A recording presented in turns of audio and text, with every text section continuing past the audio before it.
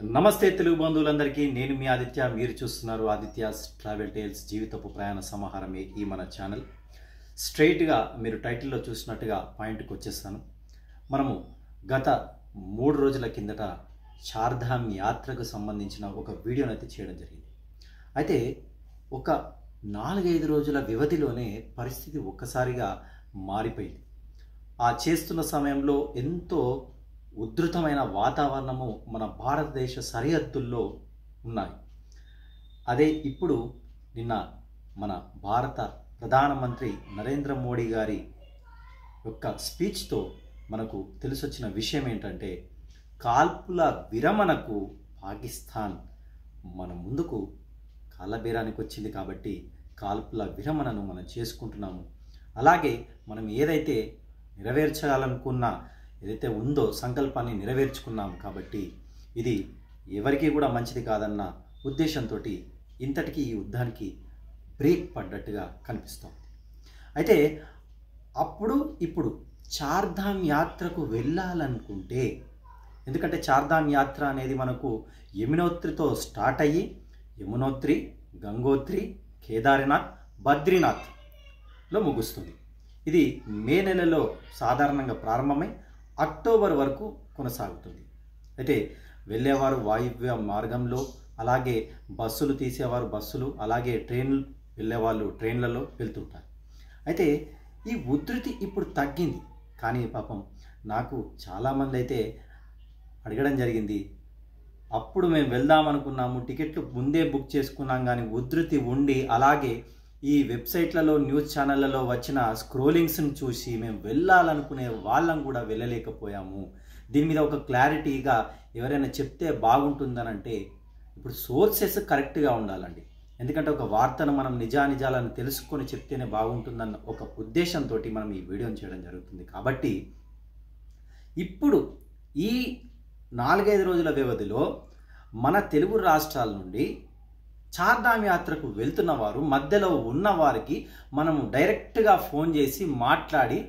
వారితో అసలు ఎలాంటి పరిస్థితులు ఉన్నాయో తెలుసుకోవడం జరిగింది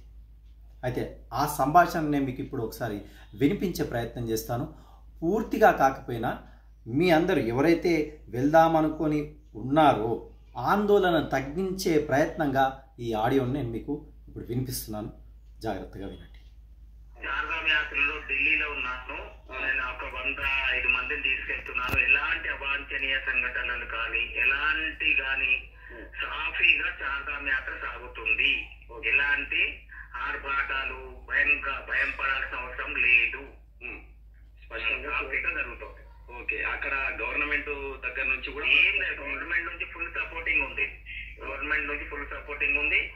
ఎలాంటి కానీ భయం పడాల్సిన అవసరం లేదు అక్కడ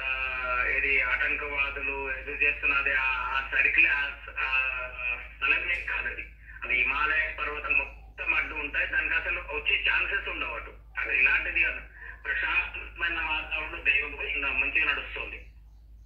థ్యాంక్ యూ ధన్యవాదాలు స్వామి దీని గురించి థ్యాంక్ యూ శ్రీమాత్ నేను ఆల్రెడీ ఢిల్లీలో ఉన్నాను నిన్న వచ్చాను ఒక టూర్ అయిపోయింది ఇంకో టూర్ సెకండ్ గ్రూప్ వెళ్తున్నాను ఇప్పుడు. ఓం నమః శివాయ. రైట్ హర హర మహాదేవ శ్రీమాత్. అదండి మనకు యాత్ర మధ్యలో ఉన్న వారు చెప్తున్న మాట కాబట్టి వారు అంత ధీమాగా ఉన్నారు కాబట్టి ఎలాంటి ప్రాబ్లము చార్ధామ్ యాత్రకు వెళ్ళడానికి మాత్రము లేదనే విషయాన్ని మనకు తెలుస్తుంది అయితే పూర్తి సోర్స్ను కూడా మనం ఎలా వెరిఫై చేసుకోవచ్చు అంటే గవర్నమెంట్ ఆధారిత వెబ్సైట్స్ గవర్నమెంట్ నిర్వహించే పేజెస్ మనకు ఫర్ ఎగ్జాంపుల్ ట్విట్టర్ కావచ్చు ఫేస్బుక్ ఖాతాలు కావచ్చు వాటికి బ్లూ మార్క్తో టిక్ అయి ఉంటాయి సో ఫర్ ఎగ్జాంపుల్ మనకు చార్ధామ్ నిర్వహించేది ఉత్తరాఖండ్ ప్రభుత్వం కాబట్టి ఉత్తరాఖండ్ గవర్నమెంట్ వెబ్సైట్స్ని కానీ ఫేస్బుక్ పేజెస్ని కానీ మనము ఓపెన్ చేస్తే బ్లూ టిక్ మార్క్తో ఉన్న పేజెస్ని మనం ఫాలో అయితే అందులో కూడా ప్రాంప్ట్ ఇన్ఫర్మేషన్ ఉంటుంది కాబట్టి ఎందుకంటే కన్ఫ్యూజన్లో భయాందోళన ఉండేవారు క్యాన్సిల్ చేసుకున్నామన్న వాళ్ళు అలా కూడా మనం నిర్ధారణ చేసుకొని వెళ్ళవచ్చు ఇదండి మీ ఎందుకంటే కన్ఫ్యూజన్లో ఉన్నవారికి ఆ కన్ఫ్యూజన్ని కొంతవరకు తీరిస్తే బాగుంటుందన్న ఉద్దేశంతో ఎందుకంటే ఆ పరమశివుడు ఆశీస్సులు మనకి అందరికీ ఉండాలని కోరుకుంటూ మరొకసారి మన త్రివిధ దళాలకు సెల్యూట్ తెలియజేసుకుంటూ నా పేరు ఆదిత్య మీరు చూస్తున్నారు ఆదిత్యాస్ ట్రావెల్ టేల్స్ జై హింద్ జై భారత్.